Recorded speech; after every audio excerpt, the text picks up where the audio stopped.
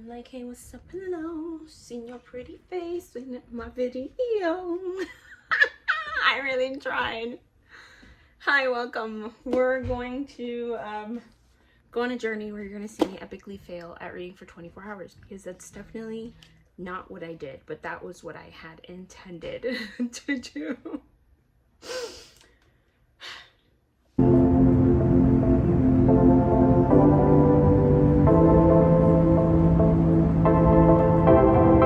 So the other day I found myself with nothing to do, finally, no doctor's appointments, no nothing, and I thought I was gonna read the whole time. I don't know why I thought that. Anyways, cue back to the first night of this challenge. It's a beautiful night. Oh, oh. I had an idea in my noodle that I thought of, and that is that I want to read for 24 hours, but I don't have the attention span to read the entire time. I just don't. Okay, I'm recovering from a TBI, and it is what it is. So instead, I'm going to try to read 40 pages an hour for 24 hours. And I'm probably going to sleep in between that. So we'll figure out how the math is gonna math later.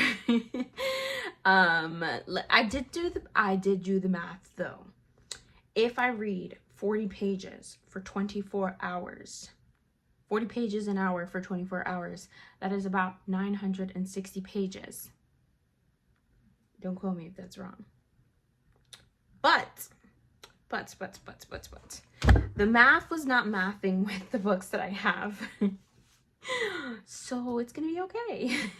This is not 960 pages worth of books. First book I have, Our Wives Under the Sea by Julia Armfield. Why did I choose this book? Because it's short. It's like 223 pages, and it's actually been on my TBR for a really long time, and I got it for Christmas, so why not? And also, I feel like if I start with a quick and easy win, it will motivate me to keep going. You see, the math does math. Okay, then I have Legends and Lattes by Travis Baldree, and I chose this one because I just recently got the special edition of this one and the second one, and I borrowed this one from the library before I got the special edition.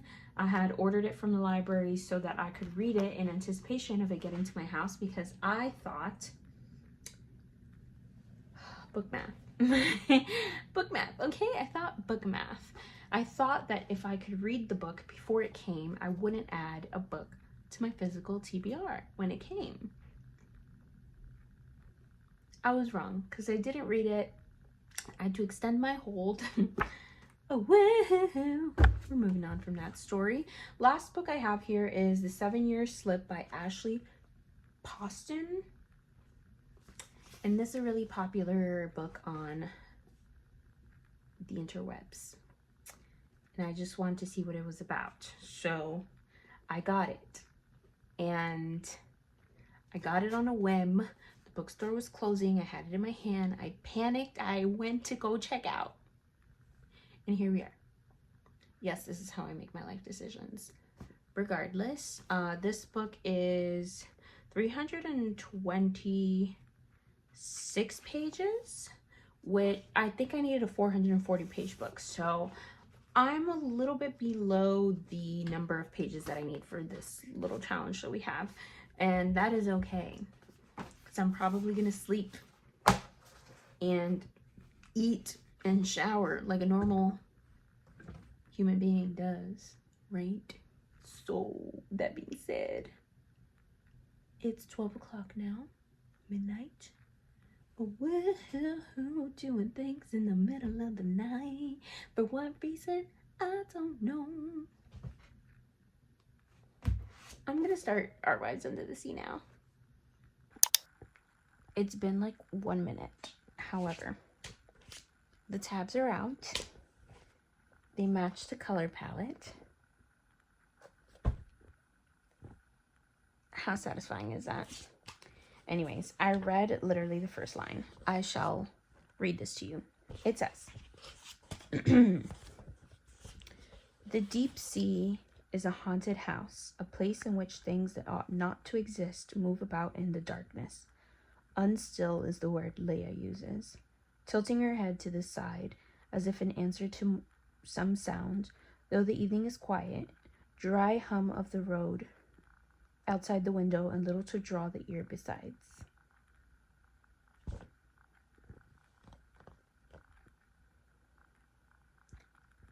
It just feels like the language in this book is going to be magical.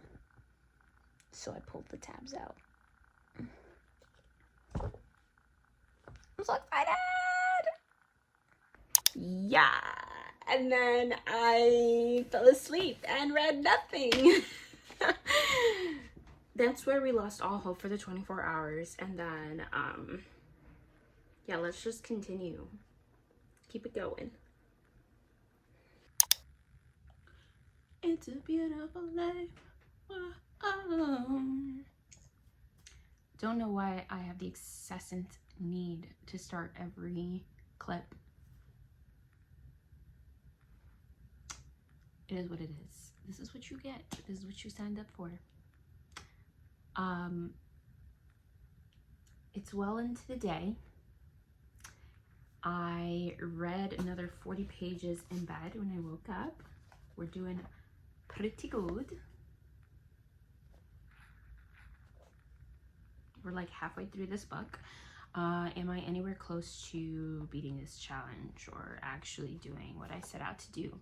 Absolutely not. But we're gonna keep trying. So that being said, it's 11 o'clock. I'm gonna go do human things like cook and eat.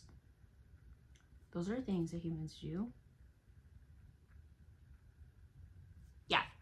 Anyways, while I do that, I have my handy dandy headphones on because I'm going to listen to the audiobook of In a Holidays by Christina Lauren. Am I reading a Christmas book in February? Yes. Yes, I am. Why? Because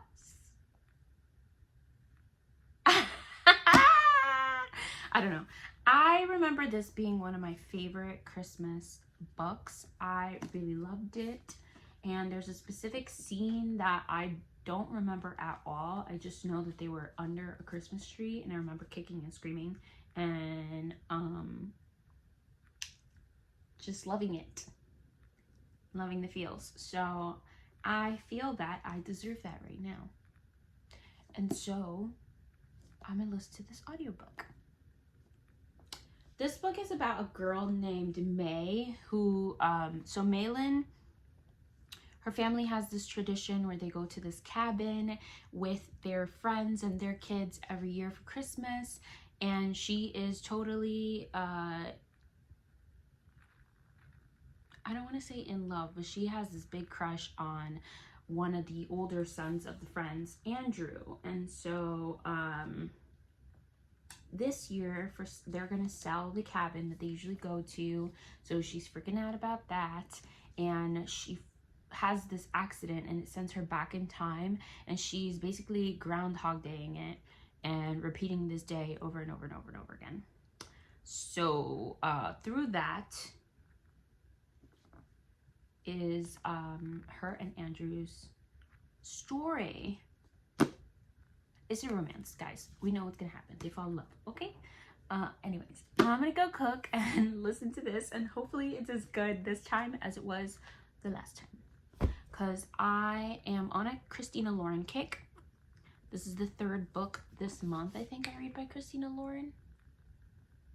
Maybe not. It's the third Christina Lauren book I've read in general, because I read this one, I read The Unhoneymooners, and then earlier this month I read The True Love Experiment, and I have given all of them at least 4 stars. So, okay. Or explaining. Hello. I'm done out to get me. I am about, I want to say halfway through this book, a little bit more than halfway through In Holidays by Christina Lauren. Uh-oh. Lost my bookmark. How cute is it? Women are magic! Da-da-da! Okay. Anyways, a little bit more than halfway through this book, and I remember why I liked it so much. I don't think it's gonna be like quite a 5 stars, and I think part of that is not necessarily the book, but just who I am as a person. You ever like reread a book and you're a different person, and so it hits different, you know what I mean? That's how I felt. I just recently finished The Perks of Being a Wallflower, which was another like previous favorite, and I gave it like 3 stars. I mean, it was a good book, maybe 4 stars, but it just didn't hit the way that it hit like a few years ago, which makes me terrified to read The Fault in Our Stars, because that's the first book that ever made me sob like a baby, and I don't want to like it any less. But I want to reread it so I can write about it in my book journal, because that's what I've been kind of doing, is rereading some of my old favorites so that I can, you know, have a memory of them in my journal, since I only started journaling not last year but the year before. I'm going off on a tangent. The reason that I really liked In a Holidays is because the love story in here is just very innocent between the 2 characters. The main character has a crush on this guy, and he kind of doesn't reciprocate those feelings. And there's something just like reminiscent of like my first real boyfriend in this story. So I think that's probably why I really enjoyed it. But also, besides just relating to it, I just thought it was very like innocent and cute. Like even like for adults, like they're very quirky and like childish and just like having fun, and it feels fun and fresh and new. So yeah. Also, the words are really big. There's barely any words on this page. I'm definitely going to get a paperback version of this when I'm done to match my growing romance collection. I think that's the vision that I have for my life now. Yeah. I have finished In a Holidays.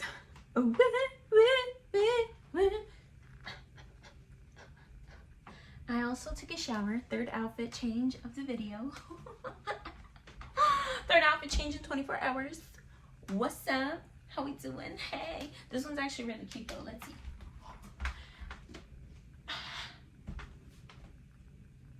These are my PJs from Schitt's Creek, which I have never watched, but it says Schitt's Creek on the logo, so I'm assuming that it's from that show, which I have, as I just mentioned, never watched. Anyways, In Holidays. It's not a 5 star like it was before in my former life. However, I still gave it 4 stars just because I felt like the romance was just so wholesome and like childlike. Like the idea that they were childhood friends that became lovers just hits. And they also are just like very playful with each other. I like that there was like the little bit of drama with her brother. However, I did not like that little thingy thing that happens in the 3rd act, you know? 3rd act breakup? Which I guess it wasn't really like a 3rd act breakup, but whatever it was, I hated it. I did not like it. Not at all. It felt unnecessary. I could have done without that. However, as does with romances, they put everything right by the end, and that's all that matters. And also, it was like pretty short, that part, so I didn't have to suffer for very long, you know? Also, let's talk about embarrassing things about ourselves, okay? And don't leave me hanging by myself, all right? Don't be Katie Herring. If you know, you know. But my hair, okay? I feel like it looks cute. I did this little bun thing. My little curlies are hanging out over here, right? I was balding previously right here in the front of my hair, and it is now growing out because I have been on my natural hair journey, and everyone thinks that when I wear my hair down, it's like, wow, you have volume, girl. No, it's not volume. Okay, that is the length of my hair. Let me show you. Do you see that? That's where it ends. Okay. And it's so curly that like no matter how much product I put, it will not go down. It will not. That's just what it is for life. What a fun little...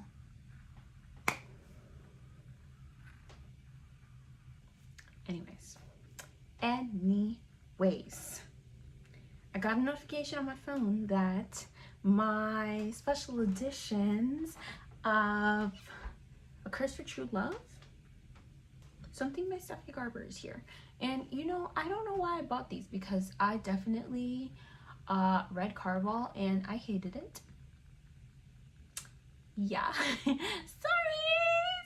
The world aspect of it, like the magic system, the idea of it, the plot, the summary, everything was good. It was just like the writing style was not for me. I said what I said, and yet I still bought a spin-off series, the whole series. We'll just let that sink in. Yeah. Also, does it seem like I unbox a new a new book every video because I'm always getting book mail constantly? Maybe not though, because I never post my videos, but if I did, you would catch a trend. All right, I'm gonna go get that, and then when I come back upstairs, unbox it, and then finish Our Wives Under the Sea. It's the way I fully lied to y'all, because I did go down and get the package. However, the feminine urge to eat. I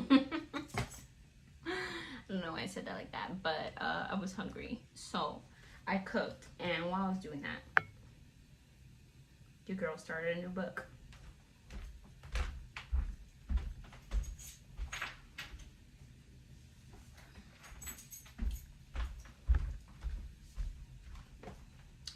Mexican Gothic by Silvia Moreno Garcia. I'm unhinged today. What can I say? Anyways, this is about a girl named Noemi and her cousin, whose name escapes me. That's Catalina. My girl Catalina. So her cousin Catalina gets married to this dude, moves to a house, and then writes back to the family saying that her husband is poisoning her. However, she also mentions that she's seeing ghosts and stuff. So is she a reliable source? Nobody knows. So Noemi's dad, who I guess is like taking care of Catalina, like I think her parents passed. He sends Noemi over to the house where Catalina now lives with her new husband, and she's sent there to investigate and see what's going on. So I am excited to get into the thrills and chills. Although I did read this book when it first came out, I'm not gonna lie to you. I'm in my rereading era, apparently. Like I said, I have this like strange obsession that I want to journal about all the books that I own in my reading journal, and since I read these before I started a reading journal years ago, I don't have journals for them. Anyways, I don't really remember everything. I know that in the end, things are related to something. I will not be spoiling it. If you know, you know. But other than like that, like other than knowing like the root cause of what's going on, I don't remember much about this story. So it's still gonna be a journey. Anyways, that's as far as I got in the book, and I feel like that's the premise of this book, which is good because I feel like I'm not good at explaining what books are about. I didn't even tell you what Our Wives Under the Sea is about. And I'm somehow delaying finishing this book once again by starting another book. It is what it is. This is how I end up reading like 3-4 books at a time, because I'm a mood reader to like an extreme.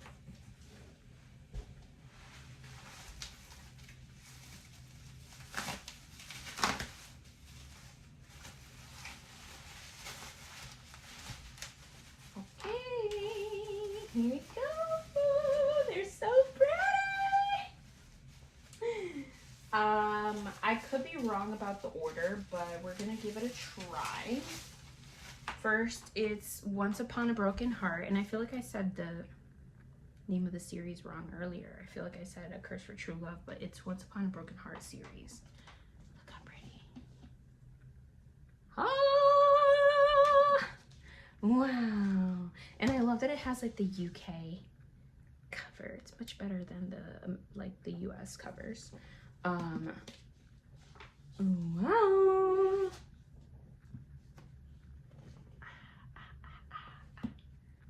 Oh my god. This is so pretty. Oh, oh, I can't believe it. She all up on me, on me. Wow. Then is A Curse for True Love.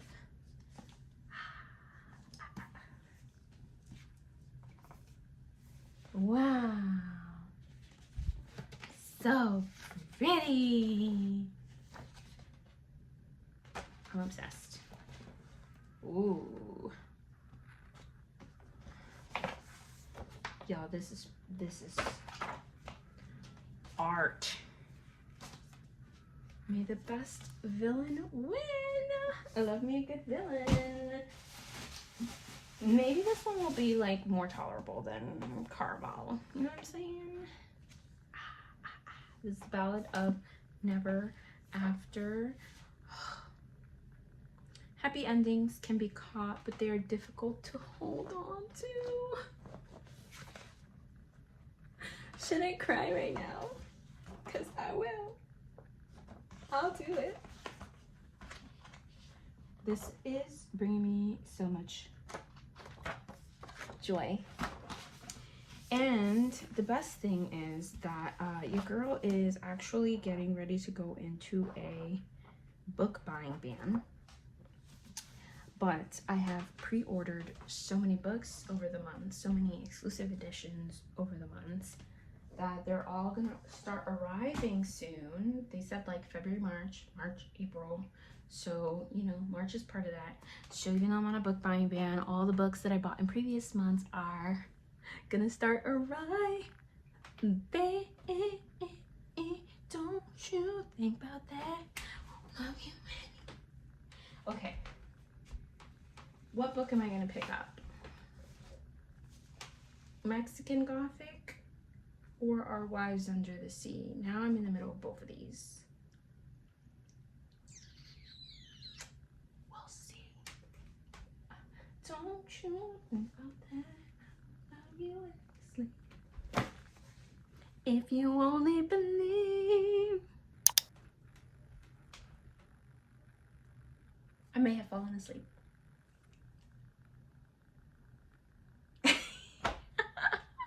This is just not even a 24-hour challenge anymore, because it has just been like truly like 3 days. Not really. Okay, yesterday I read from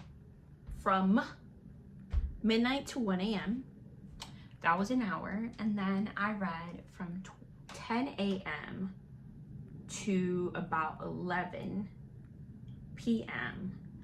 That is 13 hours plus the 1 hour from before. That's 14 hours. I have read a total of 14 hours. So technically I got 10 left. And I don't know why I'd be doing this bookish math, but I did a lot of laying around this morning. So I don't even think I have 10 hours left in this day. Let's see. It's 3 o'clock. No, there's 9 hours left in a day. We're gonna read for the remaining 9 hours and call it quits. Have a day. Yeah. Okay. Let's see what happens in 9 hours. I'm gonna get about my business. Where we last off.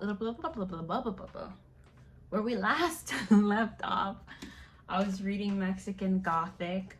I was debating between Mexican Gothic and Our Wives Under the Sea, but I continued Mexican Gothic. And I have to say, I am enjoying like the spooky vibes. I feel like I kind of picked a lot of spooky vibes between this and Our Wives Under the Sea. They both have like this like ominous tone to it, but this one is more like spooky haunted house vibes. Obviously that's the whole point of the book. Well, not like haunted house, I don't know how to explain it, but you know the vibes you get from a haunted house? It's the vibes you get from this book, is what I'm trying to say. I feel like there's a lot of like family history going on. First of all, I don't know if the Mexican history in this book is accurate, but it feels like I'm learning a lot about history. Kind of feels like a history book, but with some like spooky elements to it. And I am a little bit overwhelmed by like the history of the family. Like this person married this person and that married this person, and they're all cousins, kissing cousins all over the place in this book. And it is a little bit hard to keep up with what's going on in terms of like familial like relations, but in terms of the story, it is really interesting. So I am having a good time.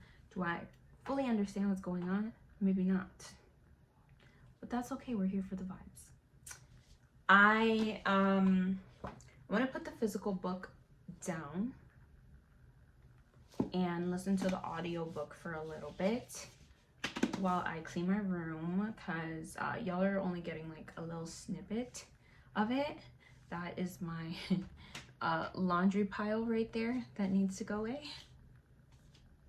No shame. And also my TBR cart, I organized it yesterday and it's kind of overflowing now because I decided that I wasn't gonna have any books that I haven't read on my bookshelves. So I put them all there, and I just got some special editions in the mail, and we're not doing so well anymore. We were doing great and now we're struggling. But that's what this challenge is for, right? We're trying to finish some books. Okay. That's... Hey. Hello. Welcome to Josandi from the intro video. I've finished Mexican Gothic. I've decided to give this book 4 stars. I feel like I'm just not a reread girly. Fortunately, I just don't enjoy books as much the second time as I did the first time. However, this one was still very interesting, very captivating. How to explain? I don't know. It was just that, I don't know what my thoughts are, but I was very interested in this book.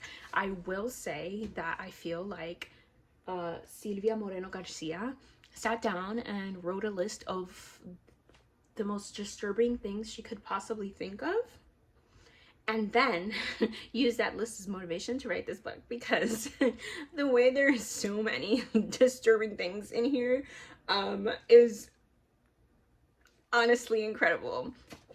But it makes for a good story. And I'm also a sucker for, I didn't realize this the first time I read it, but there is a little bit of a, I don't want to say romance. There's not like a romance per se, but there's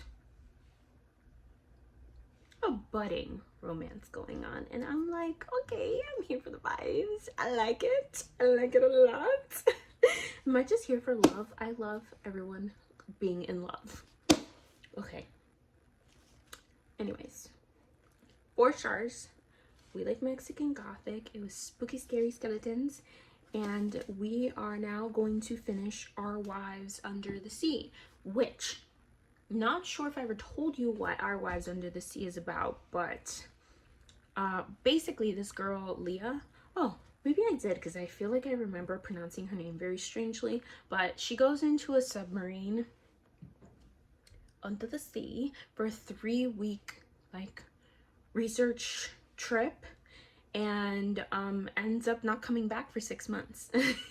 And the book, I did read a little bit more of it somewhere in this like chaos of book reading, and it definitely did surprise me. I don't know why, because I guess I thought it was gonna have more elements of her under the sea and like some kind of mystery of like why they got stuck under there, what's going on, which yes, there's definitely elements of that. All of Leah's chapters are about that, but I would say that the primary like purpose of this book is to talk about the after effects of what happened in the submarine. And there's a like this air of mystery that Mary, Leah's wife, is kind of trying to overcome. Leah is just, she just came back and she's just not the same.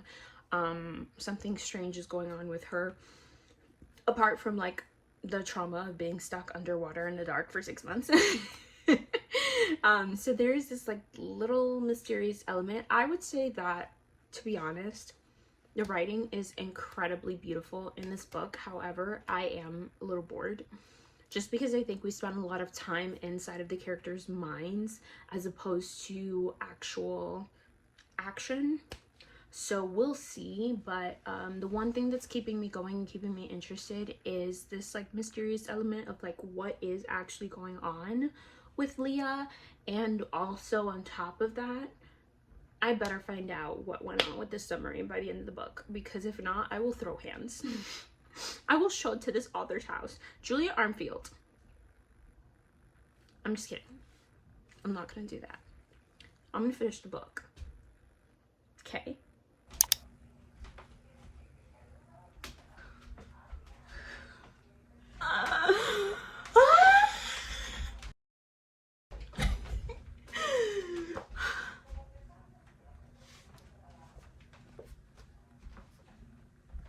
I'm finished.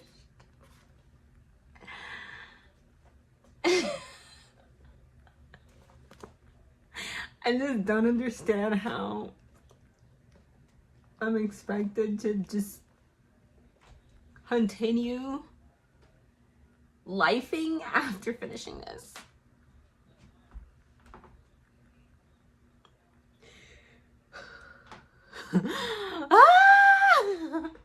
Oh my gosh. Oh my gosh. I'm so stressed out. This is 4.5 stars. I know. Last time I think I was saying that I was bored.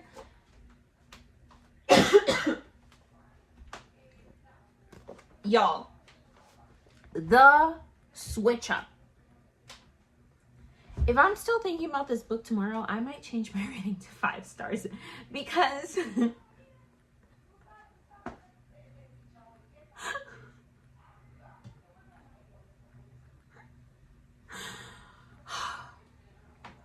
okay, get yourself together. Basically, I think that there's something about this book that reminds me of one of the books in the Wayward Children series by Shauna McGuire. I might have said that. It's just like the way that all of the like metaphors, similes, everything in this book are related to water. It really like brings you into the story. I think this author honestly is phenomenal, because she just, there's so many things that she does that are so subtle yet like so loud, in like the best way. Like there is like this, there's never a point in this book where you're questioning whether like how do I explain? Like, I would never think that this is like a magical realism book or a fantasy book or anything like that, because it just feels so like, so much like real life. However, there's stuff that happens in here that's like, obviously that cannot happen in real life, but you never question it because it is so subtly and beautifully written. I think like there's something to say about the way that she writes Miri and Leah's relationship as well, because it is very tender and very loving, but it's not very like sentimental and like gushy. It's just like you can tell that they just love each other by the way that like Miri takes care of Leah, and like the way that Leah just kind of just accepts Miri's role in this whole thing. And oh my gosh, the ending left me like, are you kidding me? Like where's the rest? I need more. Immediate. The first thing I did when I finished this was Google Our Wives Under the Sea Book 2, which I don't think is a thing. And honestly, if it were a thing, I think it would like